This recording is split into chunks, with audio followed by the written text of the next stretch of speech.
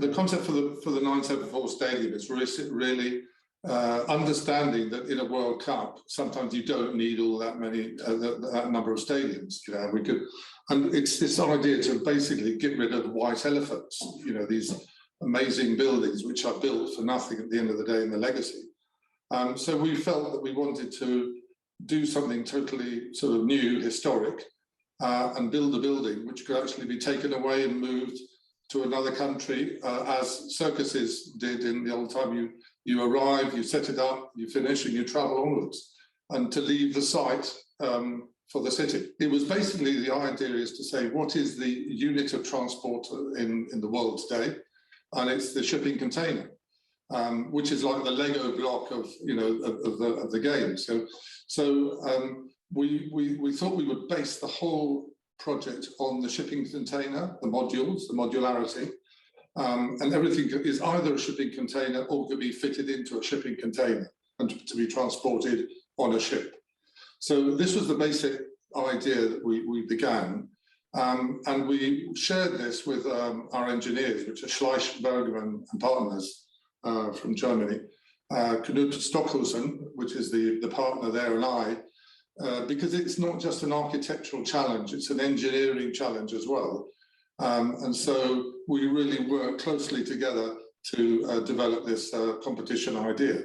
And also one of the implementation we designed for this stadium was not that it would just be transported as a stadium. We've actually designed a design manual to reuse the parts of the stadium to build up 20, 25 different sports buildings, medical buildings, either in Qatar or in other countries they want to donate to. So we can actually take a stand down and use it with a few containers as an athletics in Somalia.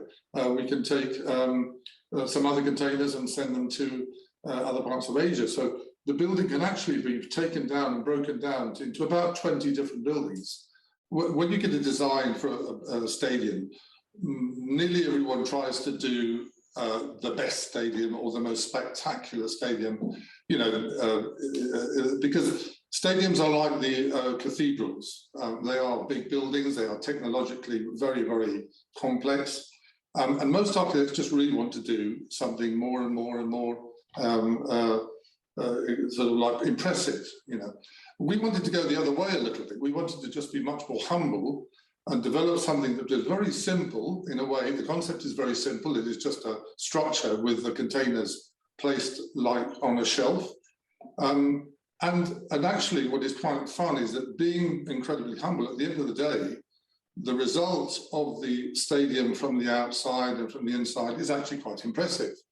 And it is actually the stadium which is mostly visited. But I think the innovation that we tried to do here was obviously sustainability, to not have a stadium which is not necessary after the event, but also to do something which is totally novel in this idea of transportability. But I would say we had to try not to be impressive. It is a concept which we hope will be imitated. You know, again, architects are very, as you said, the ego. I would be delighted if people copy us, you know. I think the biggest sense of admiration is if somebody copies you. So this is a concept that we leave open to the world of especially sports buildings.